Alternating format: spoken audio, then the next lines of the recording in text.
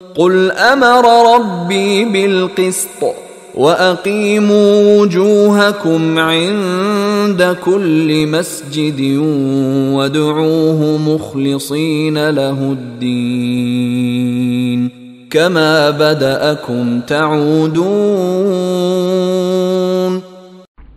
قل امر ربی بالقسط، کہہ دیجئے اے نبی کہ میرے رب نے تو حکم دیا ہے انصاف کا، عدل کا، توازن کا۔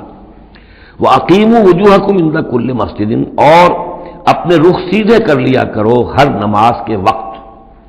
مسجد جو ہے یہ اس میں ظرف ہے، اور ظرف زمان بھی، ظرف مکان بھی۔ مسجد سجدے کی جگہ بھی مسجد ہے، اور سجدے کا وقت جو ہے ظرف زمان وہ بھی مسجد ہے۔ وَادْعُوهُ مُخْلِصِينَ لَهُ الدِّينَ، اور اس کو پکارا کرو، اس سے دعا کیا کرو، لیکن اس کے لیے اپنی اطاعت کو خالص کرتے ہوئے۔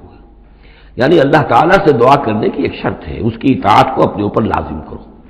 جیسے کہ سورہ بقرہ میں ہم جہاں روزے اور رمضان کے احکام اور حکمتوں کا بیان ہوا ہے، اس میں فرمایا گیا وَإِذَا سَأَلَكَ عِبَادِي عَنِّي فَإِنِّي قَرِيبٌ أُجِيبُ دَعْوَةَ الدَّاعِ إِذَا دَعَانِ فَلْيَسْتَجِيبُوا لِي، میں تو ہر ایک پکارنے والے کی پکار سنتا ہوں، اس کی دعا کو قبول کرتا ہوں، لیکن اسے بھی چاہیے کہ میرا کہنا مانے، اور یہ کہنا ماننا جو جزوی نہیں ہوگا۔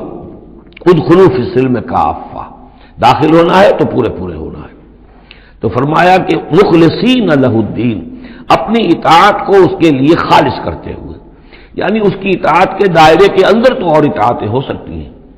والدین کا حکم آپ مان لیجئے جس میں کہ اللہ کی معصیت نہ ہو، اساتذہ کا حکم، حکام کا حکم جس میں اللہ تعالیٰ کے کسی حکم کی نفی نہ ہو رہی ہو، وہ ساری اطاعتیں اپنی جگہ پر ہوں گی، لیکن لا طاعۃ لمخلوق فی معصیت الخالق، مخلوق میں سے کسی کی اطاعت نہیں کی جائے گی جس میں خالق کی معصیت لازم آ رہی ہو۔ وَادْعُوهُ مُخْلِصِينَ لَهُ الدِّينَ كَمَا بَدَأَكُمْ تَعُودُونَ، جیسے اس نے تمہیں پہلے پیدا کیا تھا اسی طرح تمہارا اعادہ ہو جائے گا، تم دوبارہ بھی پیدا ہو جاؤ گے۔